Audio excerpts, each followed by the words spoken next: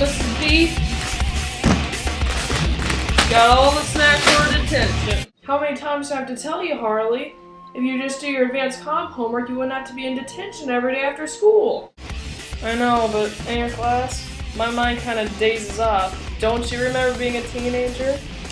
Man, I remember when you used to be cool, Mrs. B, but now you're a bigger buzzkill than Buzz Killington. Hey, you got that from Family Guy. Whoa, Mrs. B, you are cool! Back to what's important. Now, I really do care about your grade in this class. I mean, you won't be in high school next year, and I don't know if you'll be joining the workforce or going to college, but you need to know how to write. Yeah, we'll see. Well, regardless, you'll need to know how to fill out papers and resumes. I do believe we are on Chapter 5 in our Strategies for Successful Writing books. So, how about we look at it on page 80 and begin our journey. Ooh, Chapter 5 narration. Aren't you a lucky duck today? I thought this was detention. Now. What now, Harley? Sorry, I was thinking about something I did last weekend. You'll like this story, Mrs. B. So I was at Adam's house this weekend and we had so much Mountain Dew that our brains were gone. So we left the house and whatever other hyper kid would do, we started to have drag races.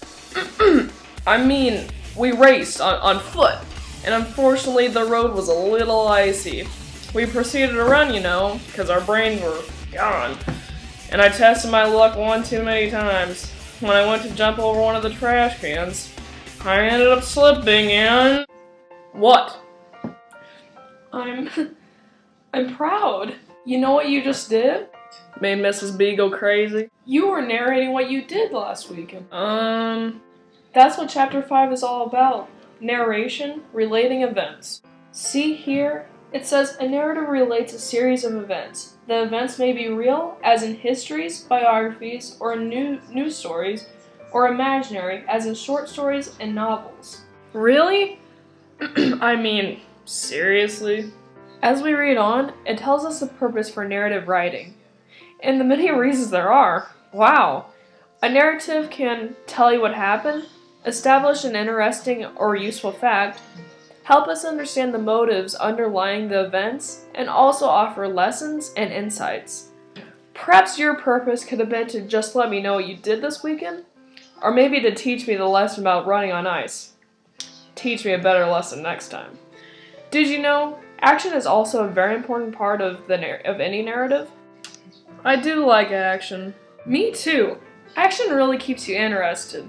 Your story even had action. I mean, that intense running and everything. Something great about this, though, is that they're not only talking about that kind of action, it says that there's other actions that could be involved, such as an unexpected kiss after some friendly assistance, or even a disapproving gift that signals a failed relationship.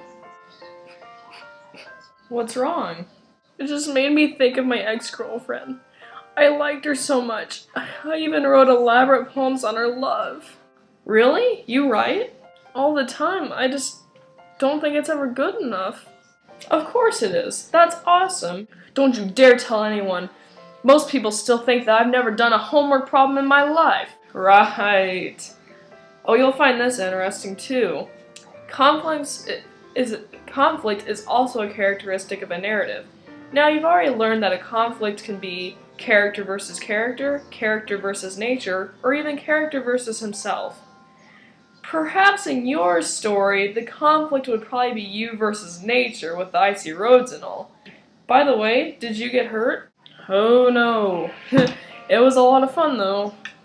Now, you said that you tripped over the trash can? Yep, I was feeling pretty risky.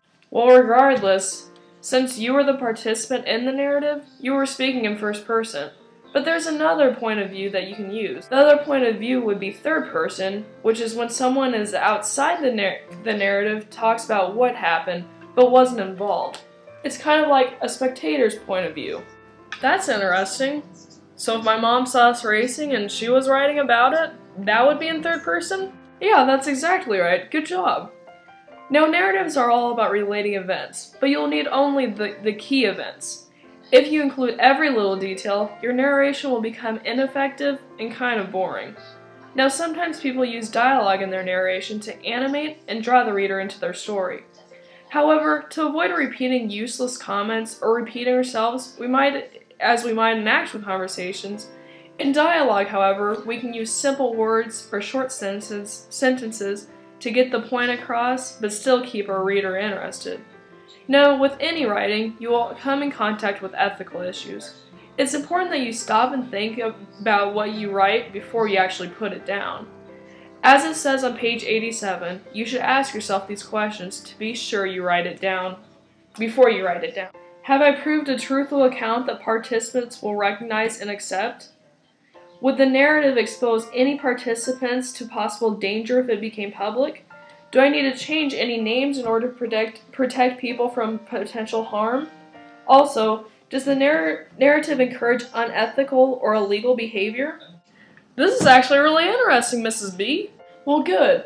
The next part of the book is all about writing a narrative.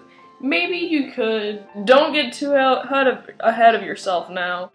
When you're thinking about writing a narrative, it's important to ask yourself questions such as, what experience in my life or that of someone I know would be worth narrating?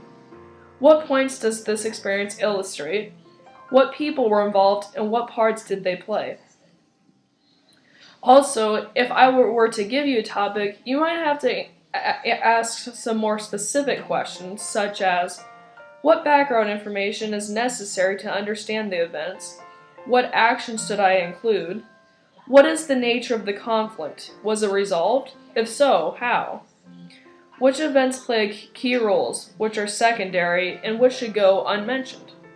Also, is any dialogue necessary? This graphic organizer will help you start writing your narrative. First, plan the narrative.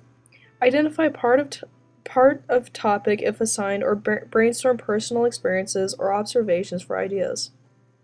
Talk to others to get ideas, more information, and new perspectives. Read for information if needed. Now you can brainstorm details, things such as background information, actions or key conflicts, those involved, and details, and any dialogue that's necessary. Now you can organize the narrative with a plot outline. Remember, let the main point guide you. Identify the key conflict, list sequence of events, identify the point of view, if it's first or third person, and identify needed context. Next, you can write a rough draft. Remember, intro sets context, provides background, initiates action, and may state the main point. Body develops action and sequence of key event, signals transitions in time. Also, conclusion pulls together the narrative and may state the main point as well. I actually admire this kind of writing. That's awesome. I kind of want to read now. How to revise a narrative. As you revise, follow these specific questions to really make sure you've gotten it all right. Have I made the point stated or unstated that I intended? Does all the action relate to the main point? Is the conflict handled appropriately? Have I included all the key events that relate to my purpose, given each the right emphasis? Used timed indicators where needed? Is my point of view appropriate? Does my dialogue ring true? And have I considered appropriate ethical issues? After revising, proofread. Finally, you're all finished. Now for homework, I want you to turn to page 89 in your Strategies for Successful Writing book and read The Beach Bum by Gail Bartlett. It is an awesome narrative to really enforce all that we talked about today. As you're reading, think about these discussion questions for later. Identify the point of view of the narrative. List the words, phrases, and clauses that serve as time signals. What has the writer accomplished by using them? This narrative spans about 2 weeks. At what points has the writer omitted events? Why? What sentence states the point of the narrative? Why is it positioned where it is? Have a good day, Harley.